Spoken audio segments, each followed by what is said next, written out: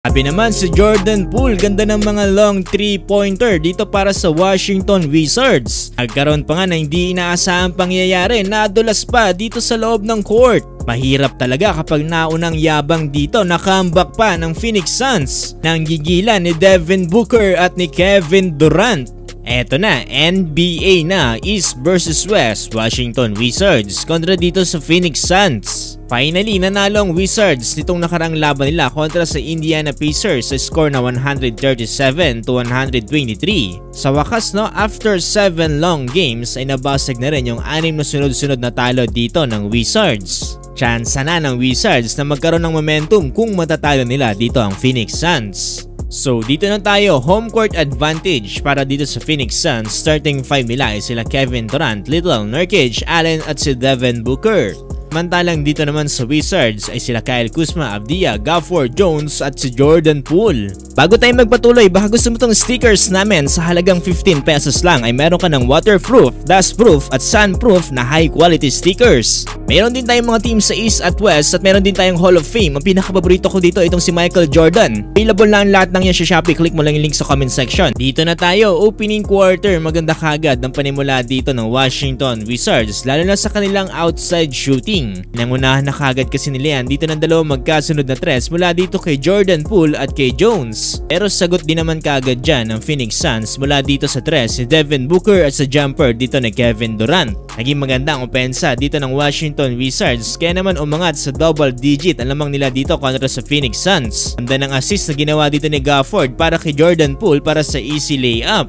Under 6-minute mark, unti-unti nang nagiinit dito yung makina ni Kevin Durant. 2 beses na magkasunod na dakdak ang binigay niya dito para sa Suns. At tapos ng first quarter, angat pa rin ng Wizards 29-21. Meron ng 7 points si Jones at tig 5 points naman si JP at Kuzma. 11 points para kay KD, samantalang alat naman ni Booker, shooting 1 out of 4 from the field at meron lamang siyang 3 points. Dito na tayo sa second quarter, ganda ng panimula dito ni Drew Eubanks para sa Phoenix Suns mula sa kanyang layup at isang alley-oop dunk. Pero ganda pa rin talaga ng tira dito ng Wizards lalo na sa kanilang outside shooting. 2 magkasunod na tres na naman ang binitawan dito ni Jones at ni Gallinari. Ang aalat pa rin ang tira dito ni Devin Booker, 0 out of 4 siya dito from beyond the arc. Kaya naman sinubukan niya ng sumalaksak dito sa loob at last 3 minutes na rin siya nagkaroon dito ng momentum.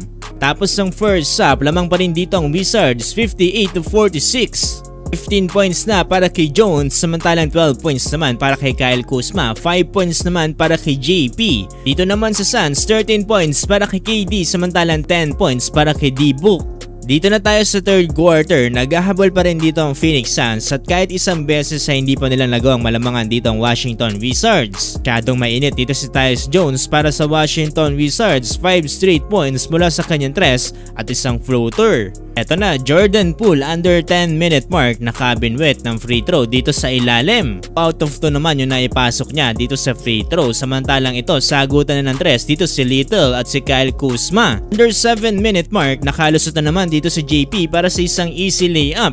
Napatawag ng timeout dyan ng Phoenix Suns. Dito sa third quarter medyo scaryful yung nangyari dito kay Jordan Poole, no, nadulas. Buti na lang at hindi siya naapektuhan dito at turnover lang ang nangyari. Pero binawi naman yan dito na JP last 2 minutes para dito sa Washington Wizards. Parang nangaasar-asar pa dito sa home court ng Phoenix Suns. At tapos ng third quarter lamang pa rin ng Wizards 89-81. Eto na, fourth and final quarter. Bilog talaga ang bola at hirap talaga kapag nauna ang yabang dito sa laban. Unti-unti kasi nakahabol dyan ang Phoenix Suns sa pangunayan ni Devin Booker. Under 9-minute mark, 2 tres kasi ang binitawan dito ni D-Book para ibaba na lang kagad sa 2 lamang dito ng Wizards. Dagdagan pa yan dito ng tres at jumper ni D-Book kaya naman naging lamang ng Suns 107-102 last 1 minute. Kapuntos pa si Jordan Poole at si Gafford dito sa last 1 minute. Sana lang ang lamang ng Suns pero ganda ng ginawang driving dunk dito ni Kevin Durant para iangat ulit sa 3 lamang ng Phoenix Suns 109-106.